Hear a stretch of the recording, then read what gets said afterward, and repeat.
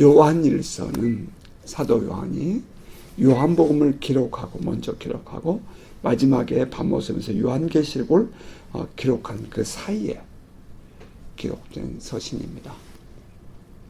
이 서신을 기록하게 된 동기는 그 요한복음 때와 마찬가지로 당시에 교회 안에 들어온 그 영지주의자들, 그 이단의 영향을 받은 성도들에게 참된 진리를 변증하고 또 바르게 가르칠 목적이었습니다. 요한복음이나 요한일서의 그런 또 다른 요한 서신들은 모두가 예루살렘이 이미 멸망한 이후 AD 70년에 예루살렘이 멸망하지요. 사도 바울의 편지도 일부는 그 이전에, 대부분이 다 그 이전에 기록되지만 이 요한의 기록은 대부분이 다 90년 이후에 혹은 90년 전후에서 시작되었다 하는 것을 생각할 때에 사도 바울의 기록의 내용과 사도 요한의 기록 내용이 약간 분위기가 다르다는 것입니다. 따라서 이 요한서신은 당시 그 교회의 분위기에 대한 전제가 있을 때에 우리가 올바른 요한일서에 대한 이해를 가질 수가 있고 또 오늘 우리들의 삶에서 적용할 수 있다 하는 것을 먼저 생각해 볼 수 있겠습니다. 오늘 우리가 함께 읽었던 이 요한일서의 서론 부분은 이렇게 말하지요. 1절입니다. 태초부터 있는 생명의 말씀에 관하여는 우리가 들은 바요, 눈으로 본 바요, 자세히 보고 우리의 손으로 만진 바라. 태초부터 있는 이라고 되어 있어요. 여기에 이 태초부터 있는 이 말은 그냥 지나가는 말로 들으십시다. 삼위일체 하나님의 그 존재의 기원을 의미합니다. 창세기 1장은 그 존재하신 하나님이 천지를 만드신 그런 태초고요. 요한복음이나 요한일서에서 사도 요한이 말하는 태초는 삼위일체 하나님의 기원을 근거한다는 것입니다.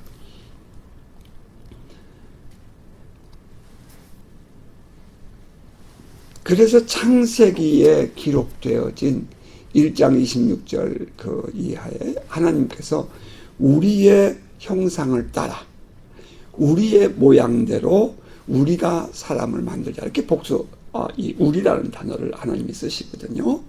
거기에는 엘로힘이라는 복수를 써요. 그래서 다시 말하면 이미 이 창조 사역을 하실 때에 하나님은 세 분으로 삼위일체로 존재하고 계셨다 하는 것을 의미한답니다.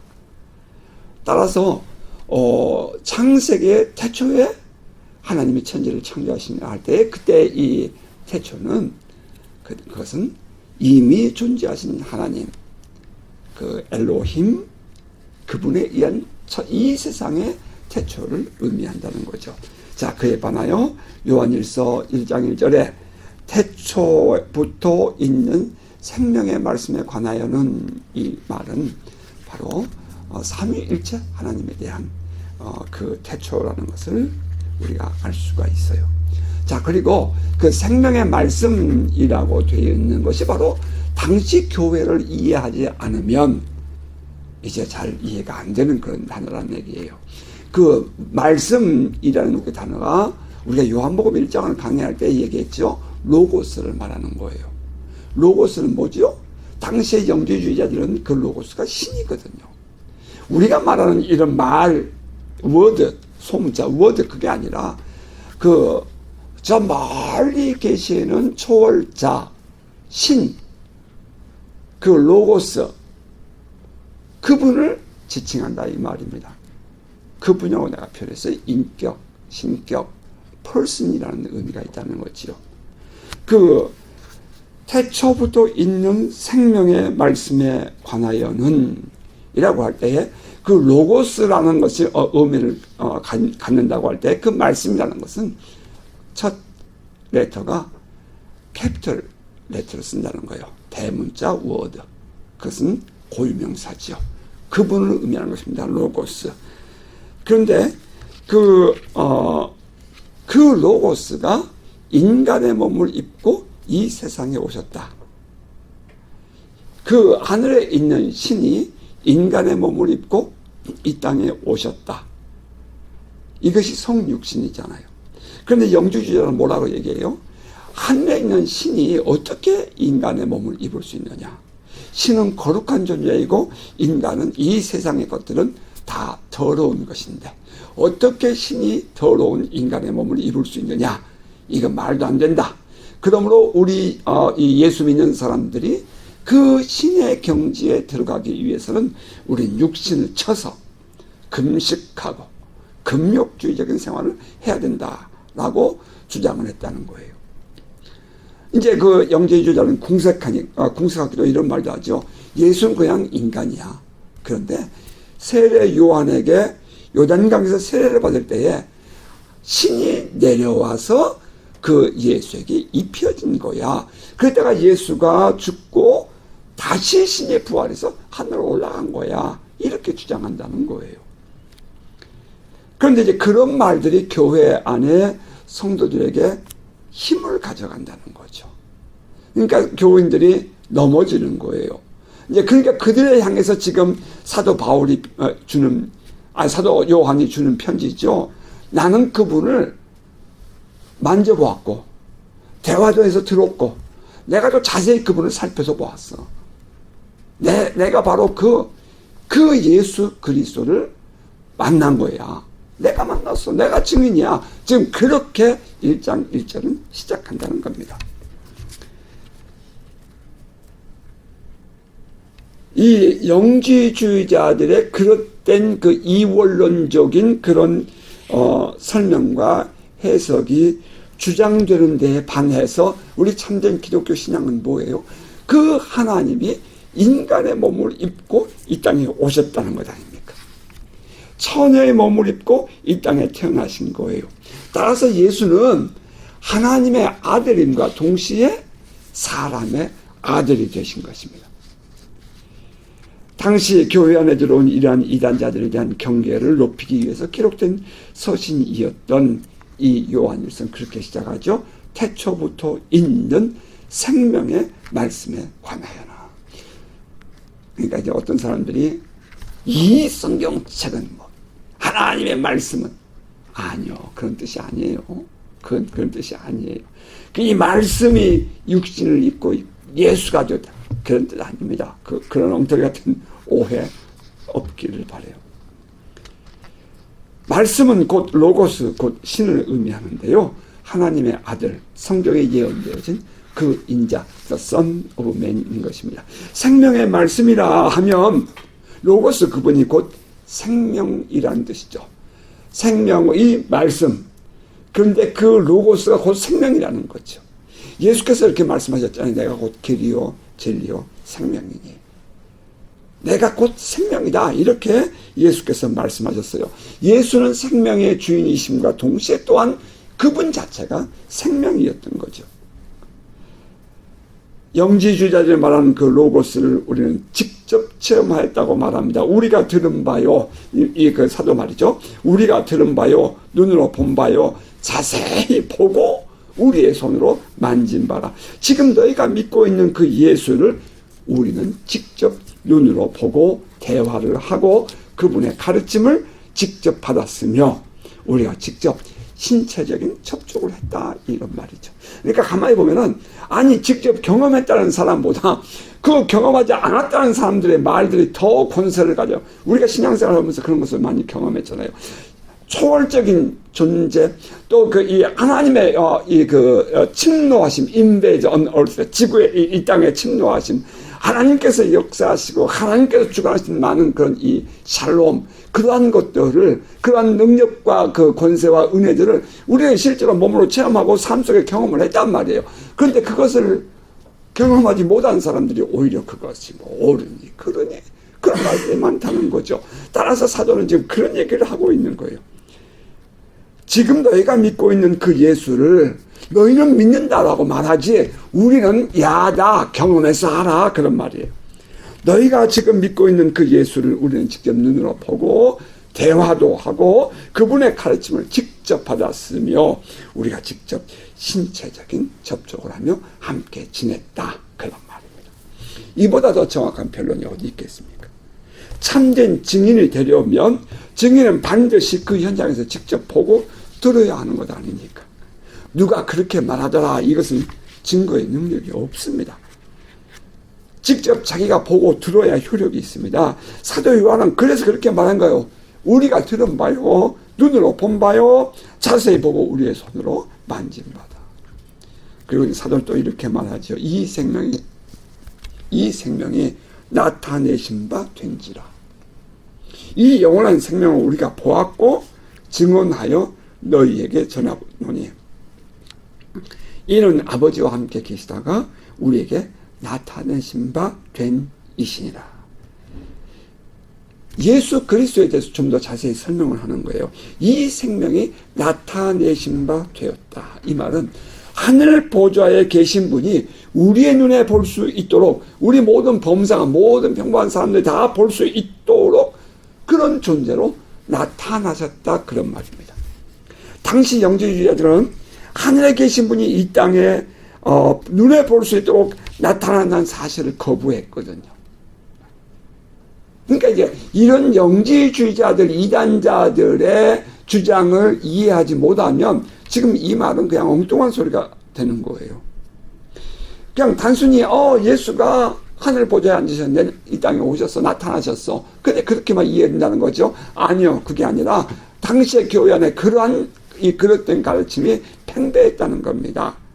그래서 이제 사도는 그렇게 말한 거예요. 이 생명이 곧 로고스가, 말씀이 곧 하늘 보좌에 앉으신 그 하나님의 아들이 이 땅에 나타나신 바 되었다. 지금 그것을 변증하는 것입니다. 우리가 보았어. 내가 경험했어. 그 말이죠. 우리가 보았다, 우리가 체험했다 하는 것을 누가 부인할 수 있겠습니까? 단순히 이제 그 단어를 사용하는 것도 잘 볼 필요가 있어요. 내가 보았다 그러면 안 본 사람들이 뭐라고 말할 수 있겠죠. 안 본 사람들은 뭐라고 이거 비평하고 비판할 수 있겠죠. 근데 그러니까 우리라는 복수를 썼다는 거예요. 사도 요한과 함께하는 그 무리들 중에 정직한 신앙인들은 말이죠, 더 이상 말이 필요가 없다는 거예요. 우리가 보았다, 이렇게 표현하는 거예요. 우리가 경험하고 있는 성령 하나님도 마찬가지죠. 내가 경험했다 그러면 다른 사람들 못 믿겠다고 말하지 않겠어요? 그거 뭐 신비주의야. 그거 잘못된 사람들 하는 행동이야. 우리 수없이 그런 말도 많이 들었잖아요. 그러나 진정으로 살아계신 하나님을 경험한 사람들의 입장에서 볼 때는 그들의 논리나 그들의 주장이 말도 안 되는 것 아니겠어요? 여러 사람이 경험을 하게 되면 더 이상 이제 할 말이 없게 되는 거죠.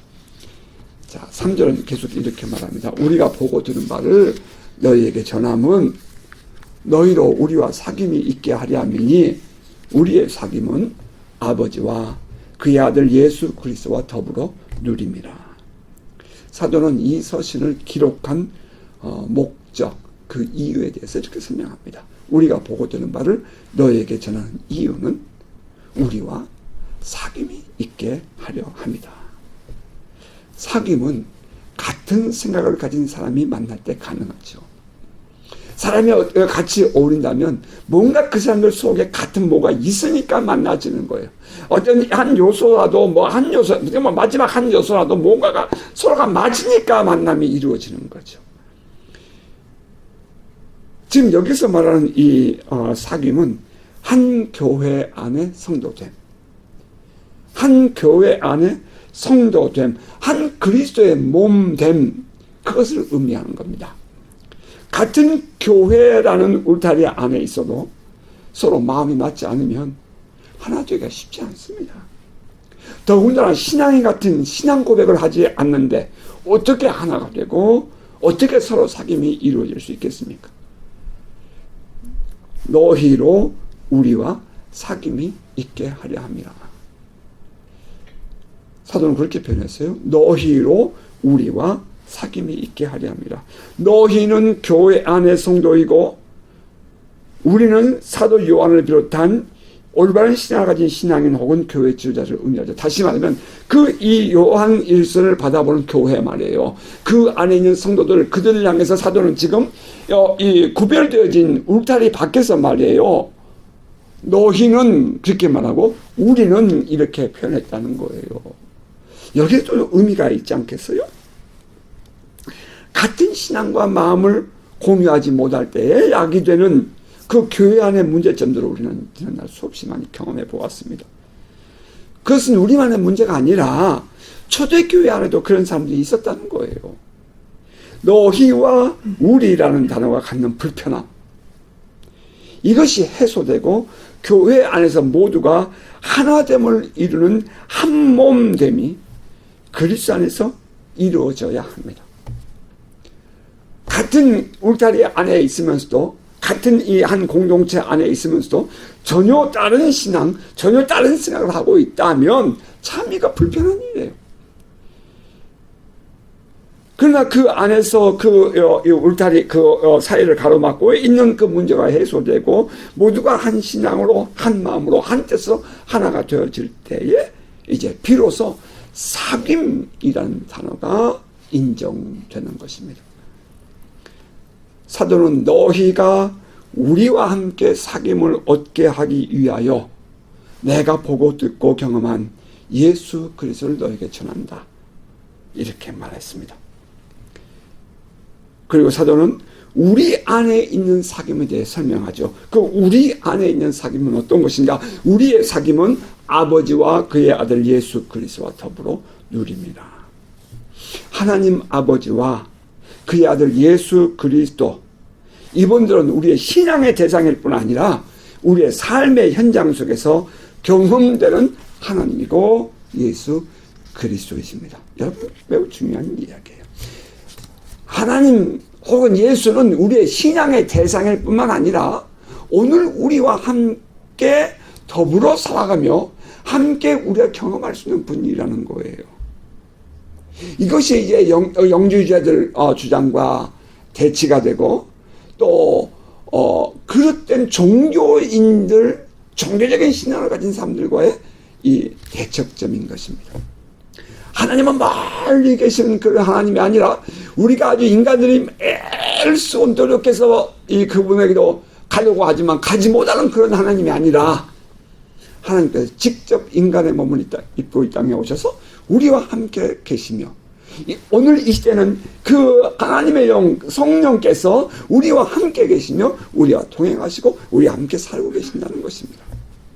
이것이 엄청난 차이인 거지요. 단순히 신앙의 대상으로 멀리 계신 초월자, 이것은 종교에서 말하는 하나님이겠죠. 종교의 대상일 뿐입니다. 그러나 우리 하나님 아버지와 그의 아들 예수 그리스도는 늘 우리와 함께 계시는 분이며 우리와 교제가 이루어지고 우리의 삶에 동행하시는 분이라는 것입니다. 우리가 부르면 주님, 그러면 언제든지 대답할 수 있는 거리에 계시고, 또 우리가 손을 뻗으면 언제든지 우리의 손에 함께 그 손을 잡아주시는 그런 분이라는 것입니다. 삼위일체 하나님은 우리 안에 계시고 또 우리 밖에도 계시는 분이십니다. 하나님은 우리가 살고 있는 우리의 삶의 현장에도 계시고 당신의 통치와 당신의 다스림이 미치는 하나님의 나라가 우리의 삶에도 이루어지고 있는 것이고, 또 다른 저 세상에도 하나님은 존재하신다는 거죠. 다시 말해서 하나님은 초월하실 뿐 아니라 우리와 함께 계시는 내제자라는 것입니다. 이것이 우리 안에 분명한 신앙 고백이어야 하고 또 우리의 삶이어야 합니다. 하나님 지금 어디 계십니까? 여기에 지금 우리와 함께 계십니다. 우리 안에 함께 또 계신 것입니다.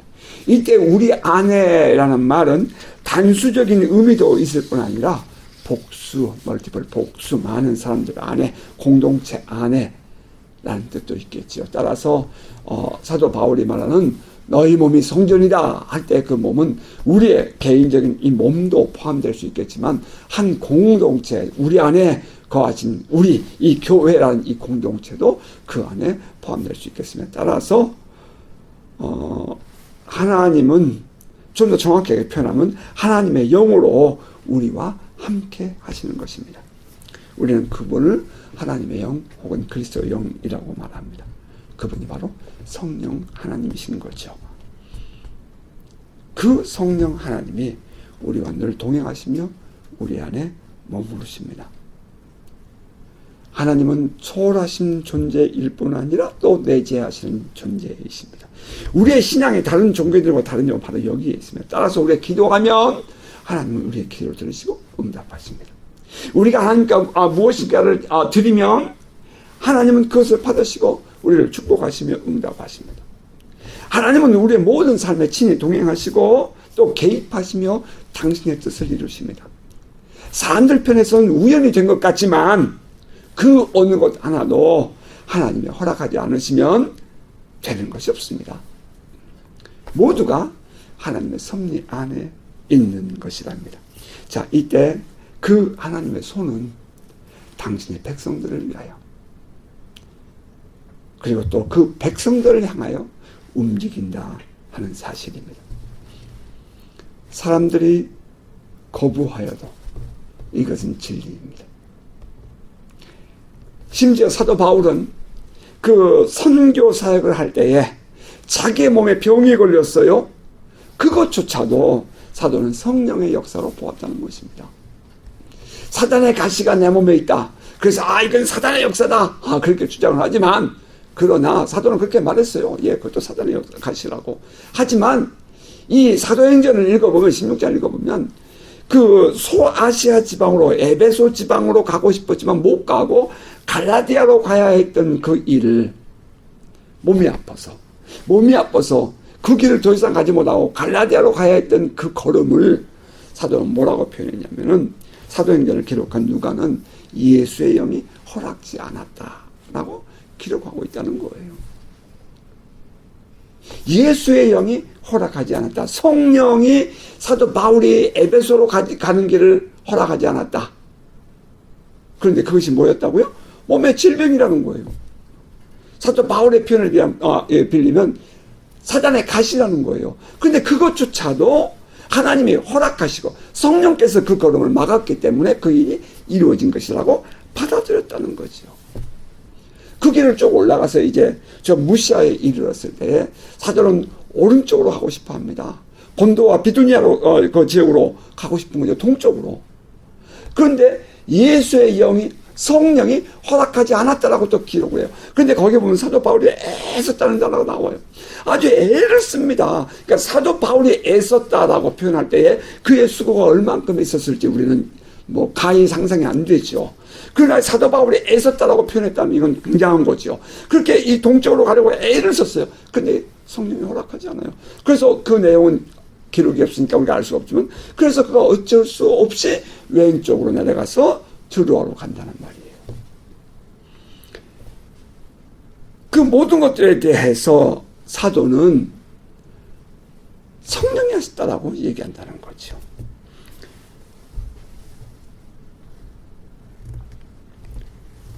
그러한 과정을 겪었던 바울입니다. 아니 1차 선교여행 때는 그가 이 섬에서 복음을 전하고 쭉 육지에 넘어와서 맨 끝에 그 디모데의 고향 그 어디죠 거기가? 갑자기 이름이 생각이 안 나. 거기까지 갔을 때에 거기서 돌에 맞아서 거의 죽게 되잖아요. 그래서 뭐 기절했다고 표현하는 사람도 있지만 약간 죽었다고 표현하는 사람도 있죠. 그가 죽었어요. 사람들이 볼 때에. 그래서 그를 그 사람들이 들어다가 시체를 버리는 성 밖에 쓰레기장에다 다 버렸습니다.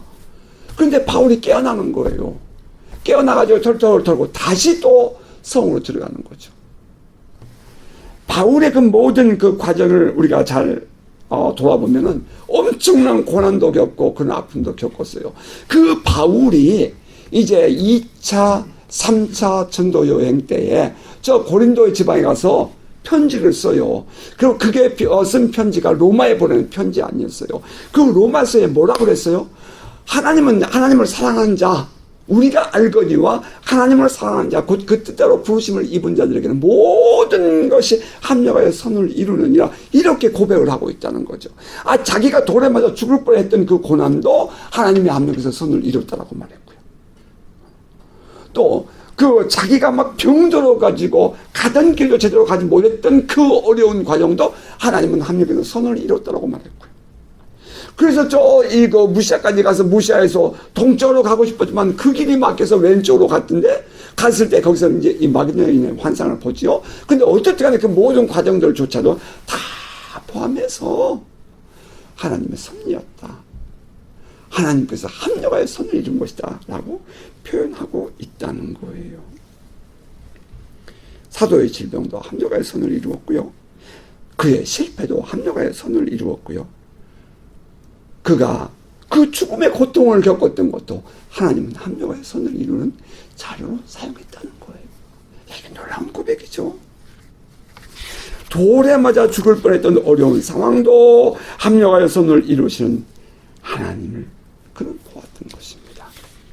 우리 안에 계시는 하나님과의 사귐은 언제나 그렇듯 결국에는 하나님은 우리에게 모든 것이 합력하여 선을 이루게 하시는 분이라는 것입니다. 내가 하나님과 깊이 사귐을 가졌다 하면서 어느 날 갑자기 이런 바울이 겪는 고난을 겪었다면 얼마나 사람들이 남을까, 우리 생각해 보게 됩니다. 그런데 지금 사도 요한이 말하고 있는 사귐이라는 그 단어 속에는 믿고 따름 혹은 신뢰함, 그런 의미가 들어있다는 거예요. 비록 내가 힘들고 어려운 일을 겪고도, 비록 내가 실패하는 좌절의 그런 그 길에 있다 할지라도 나는 살아계신 하나님을 신뢰한다, 하나님의 섭리를 내가 믿는다, 하나님께서 하신 일을 내가 어떠한 일을 겪고도 내가 하나님을 순종한다, 이제 그런 고백이 그 사귐이라는 단어 속에 있다는 것입니다. 좋을 때만 사귀는 겁니까?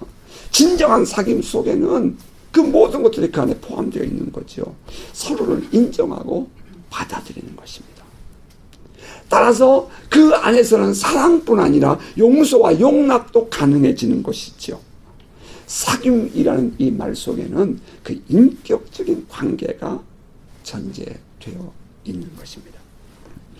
우리의 사귐은 아버지와 그의 아들 예수 그리스도와 더불어 누립니다. 우리의 사귐은 아버지와 그의 아들 예수 그리스도와 더불어 함께 사는 데 있다, 이런 말을 하고 있는 것입니다. 하나님 아버지와 그의 아들 예수 그리스도와 더불어 함께한다, 이 말은 하나님을 저 멀리 계신 신앙의 대상으로 생각하는 사람들에게는 불가능한 일이죠. 생각조차 할 수 없는 일입니다. 그러나 우리는 그분과 더불어 사귄다 하는 것입니다. 우리의 신앙생활, 여러분의 신앙생활 다시 한번 돌아볼 수 있게 되기를 바랍니다. 그냥 단순히 세상에서는 세상에 가면 세상 사람들 사는 것처럼 말입니다. 그렇게 행동하고 말하고 그렇게 살아가지요. 많은 사람들이 주일날 교회 나오면 교회 나온 것이고, 우리가 예배 딱 참석하는 것으로 내가 좀 신앙생활 했다고 생각하는데, 그건 종교생활이죠. 절에 가서 시공, 뭐라 그래? 이게 뭐, 그거 하는 거. 그렇게 하는 것과 뭐가 달라요? 그리고 세상에서 다 자기 마음대로 사는 거죠. 우리의 신앙은 그런 것이 아니라는 것입니다. 하나님이 우리와 함께 계심을 알기에 늘 그분이 고려되는 삶을, 고려되는 삶을 산다는 것입니다. 살아계신 하나님을 경험하고 나면 이제부터 내 자신 마음대로 사는 것이 아니라 늘 살아계신 하나님이 고려되는, 하나님이 고려된다는 단어가 여러분이 쉽게 이해가 되면 좀 좋겠는데, 칸서닝들은 무슨 말을 할 때나 무슨 행동을 할 때나 그분이 인정되는 그런 언행을 해야 한다는 것입니다. 그리고 참된 신앙의 삶을 살려면 말이죠, 늘 하나님을 생각하고 그분과의 사귐에 관심을 가지고 살아야 하는 것입니다. 영생생활이라는 것은 바로 그러한 것입니다. 지금의 나의 삶에서 하나님은 무엇을 원하시는가? 하나님은 나에게 어떻게 일하고 계시는가?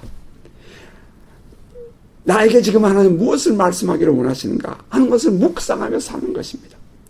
내가 이렇게 살면 당연히 그렇게 되는 것이라고 생각했던, 내가 이렇게 살면 당연히 그렇게 되는 것이야 라고 생각했던 그 자기의 삶이 어느 날 갑자기 생각해 보니까 아, 하나님의 은혜였구나. 맞아, 아내가 기도해서 그랬구나. 아, 그래, 그때 그렇게 기도해서 하나님이 이렇게 응답하셨구나 라는 것이, 그런 생각에 불현듯이 떠오르게 되는 거예요. 그것이 바로 성령께서 우리 안에서 이루시는 일들 아니겠어요? 하나님이 우리 함께 계신 증거입니다. 이것이 우리가 하나님과 더불어 사는 사귐의 증거인 것입니다.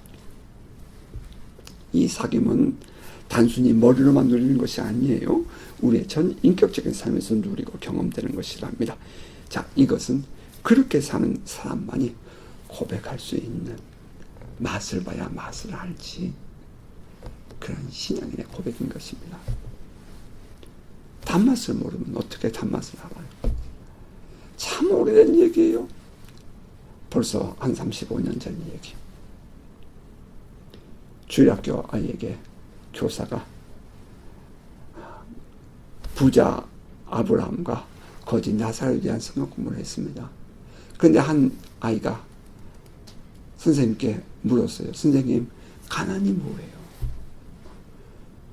순간적으로 깜짝 놀랐습니다. 선생님이 가난을 어떻게 설명해 줄지 모르겠는 거예요. 당시에 내가 섬기고 있는 그 교회는 아주 그 부촌에 있었던 교회 아니에요. 그러니까 부모들이 그 아이들을 배고픔이 모르게 키웠단 말이에요. 정말 모든 것을, 필요한 것을 다 채워주면서 키웠거든요. 그 당시 그 지역의 사람들은. 그러니까 선생님, 가난이 뭐예요? 라고 물었어요. 여러분 어떻게 생각하세요? 가난이 뭡니까? 그랬더니 그 선생님이 그렇게 대답을 했대요. 너 학교 갔다 왔을 때 엄마가 안 계시면 배고프지? 예, 배고파요. 그게 가난이야. 아, 그게 가난이구나. 그랬다는 이야기 싫어합니다. 그 수업을 마치고 교사 평가회를 하는데 선생님이 그렇게 얘기를 하는 거예요. 어느 아이가 그렇게 물어서 그렇게 대답을 해줬다고. 가난을 무엇로 표현해 줄 수 있겠냐는 거예요. 경험을 안 해보니까 모르는 거죠. 예수를 만나고 그분과의 만남과 사귐의 깊이, 하나님의 음성을 듣는다? 하나님께서 우리에게 직접 개입하시고 우리를 타치하신다? 하나님의 통치가 우리 안에 이루어진다? 경험을 안 해봤으니 알 수가 없는 거죠. 그것을 그들은 신비라고 표현하지만, 그러나 우리 신앙인들은 사실 그것이 우리의 신앙이, 우리의 삶 아니겠습니까? 자, 사도는 또 이렇게 계속해서 말해요. 우리가 이것을 쓰면 우리의 기쁨이 충만하게 하려 합니다. 앞으로 계속 써내려갈 이 요한일서를 기록하는 목적은 우리 모두의 기쁨이 충만해지기 위함이다 하는 말입니다. 자, 여기서 그 앞에 우리가 이것을 쓰면 할 때 그 우리는, 그것은 이 사도 요한과 함께하는 그 진실한 신앙인들이라고 표현될 수 있겠고요. 이것을 쓰면 우리의 기쁨이 충만하게 하려 합니다 할 때 그 우리라는 그 두 번째 단어는, 그것은 너희가 포함된 우리를 의미하는 것입니다. 그 전에는 그 울타리 밖에 있었던 그들에게 이제 이 복음을 전함으로 말미암아 그들이 바뀌어서 새로운 가치관과 세계관으로, 새로운 믿음으로, 살아있는 믿음으로 바뀌어진 상태에 들어와서 우리와 함께하는 그들을 포함한 것이다 이 말입니다.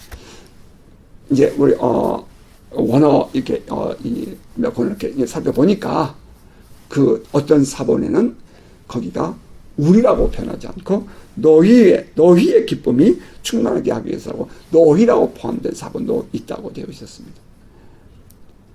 그러니까 그 두 번째 우리는 사도 요한을 비롯한 너희들, 그 모두가 다 함께, 우리가 함께 누리는 그런 기쁨을 의미하는 것이죠. 만일 사도가 두 번째 나오는 우리라는 단어를 단순히 그냥 사도 요한만을 의미하는 단어라고 주장하고 싶다면, 그러면 이제 사도 요한은 매우 이기적인 사람이죠. 매우 이기적인 신앙인들의 모습을 우리가 가면서 보게 되겠죠. 하지만 이 사도 요한이 이러한 내용을 기록한 것은 우리만이 아니라 너희까지를 포함하고 있다는 것. 다시 말하면 우리의 관심은 늘, 우리 참된 신앙이들은 늘 나에게만 있는 것이 아니라 나 외의 사람들에게도 있다는 것을 전제해 줍니다. 이 복음의 생명력은 바로 이 생명력이 전달되어져서 그들이 함께 우리 안에 들어오게 되고 한 울타리 안에 한 몸을 이루어갈 때 비로소 우리의 신앙이 산 신앙이 되는 것입니다. 여러분이 살아계신 하나님을 경험하셨어요? 여러분이 살아계신 하나님의 그 능력을 체험하셨어요? 여러분이 정말 이 나의 생명과 나의 모든 삶이 하나님으로부터 말미암아 왔다는 것이 여러분 인정되어지십니까? 그러면 그것이 또 다른 저들에게도 여러분의 이웃에게도 전달되어서 그들도 함께 우리의 이 기쁨에 참여할 수 있게 하는 것이 되어야 한다는 것입니다. 언제나 그렇듯 신앙 공동체 안에 함께하지 못한 언제나 그 우리라는 울타리 밖의 사람들이 있다는 것을 우리는 알아야 합니다. 신앙 공동체 안에 함께하지 못하면 언제나 그들은 그 우리라는 울타리 밖의 사람이 되고 맙니다. 그래서 우리가 함께 신앙 훈련을 하고 우리가 함께 성경 공부를 하고 우리가 함께 제자 훈련을 하고 우리가 함께 한 마음과 한 뜻으로 공동체 훈련을 하는 것입니다. 단순히 교회에 참석하고 예배하고 그 자리에 지나가는 것, 그것으로 우리는 만족할 수가 없다는 것입니다. 그렇게 되면 결국에는 어떠한 문제가 되냐면 자기 신앙이 되는 거예요. 자기 주장이 되는 거예요. 그러다 보면 결국은 분리, 하나됨을 이루지 못하는 아픔을 겪게 되는 것입니다. 마음을 같이 해야 합니다. 신앙 지식을 함께 해야 해요. 성경 공부나 제자 훈련도 함께 하는 것입니다. 단순히 지식을 공유하는 데 멈추지 않고 신앙의 영성을 함께 하는 것입니다. 그렇지 않으면 그 사람은 우리 안에 들어오지 못하고 영원히 이방인이 되고 마는 것입니다. 오늘의 말씀을 인용하면 그들은 너희인 것입니다. 함께 예배하고 함께 신앙 훈련을 하면서 더불어 성장하는 사귐이 있는 공동체 한몸 되기를 주의 이름으로 축복합니다. 이제 사도 요한이 전하고픈 내용이 그 다음에 이어지죠. 5절입니다. 우리가 그에게서 듣고 너에게 전하는 소식은 이것이니 곧 하나님은 빛이시니라. 그에게는 어둠이 조금도 없으시다는 것이니라. 하나님은 빛이다. 이 말씀 우리가 요한복음에서 이미 보았어요.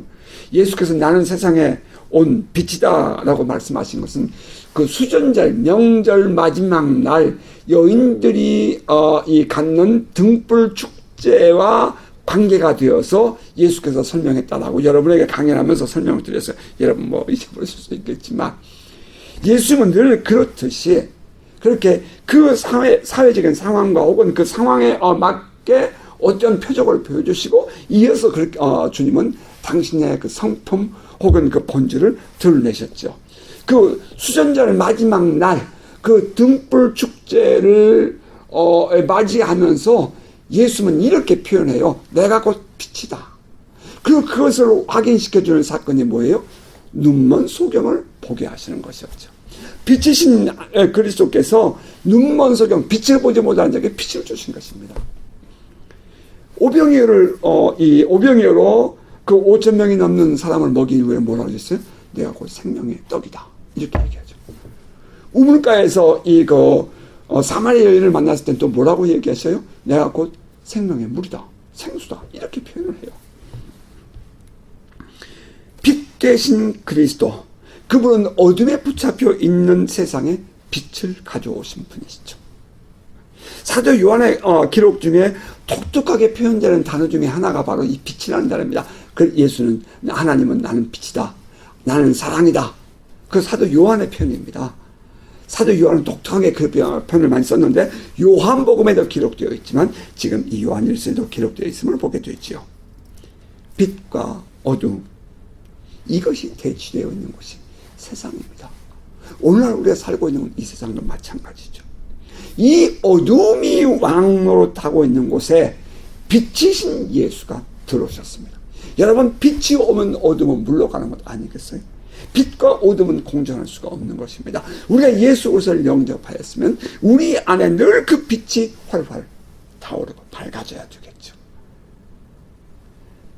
빛으로 오신 예수 그리스도, 그분을 받아들이는 것이 하나님의 백성됨의 길인 것입니다. 사도 요한은 여기서부터 성도들에게 함께 누릴 기쁨의 길을 제시합니다. 이 부분은 우리 다음 주에 또 함께 묵상하도록 하십니다. 자, 말씀을 맺겠습니다. 예수 그리스도에 대한 분명한 체험이 있는 신앙 되시기를 바랍니다. 직접 경험하는 것만큼 분명하고 확실한 그런 신앙은 없습니다. 기독교는 실제로 체험이 되는 체험의 종교라는 그런 말도 있잖아요. 저는 기독교를 종교라고 말하고 싶지 않지만 사람들 그렇게 말해요. 기독교는 체험의 종교라고. 예, 기독교는 삶입니다. 세상 사람들이 가진 그 세속적인 가치관이 아닌, 그런 세계관이 아닌 하나님의 마음의 눈으로, 하나님의 마음으로, 하나님의 눈으로 세상을 보면 새로운 것을 보이죠. 새로운 그 영적 세계관을 가지고 살아가는 삶, 그것이 기독교인의 삶인 것입니다. 살아계신 하나님을 경험하고 그분과 더불어 사귀며 사는 삶, 이것이 기독교 신앙이랍니다.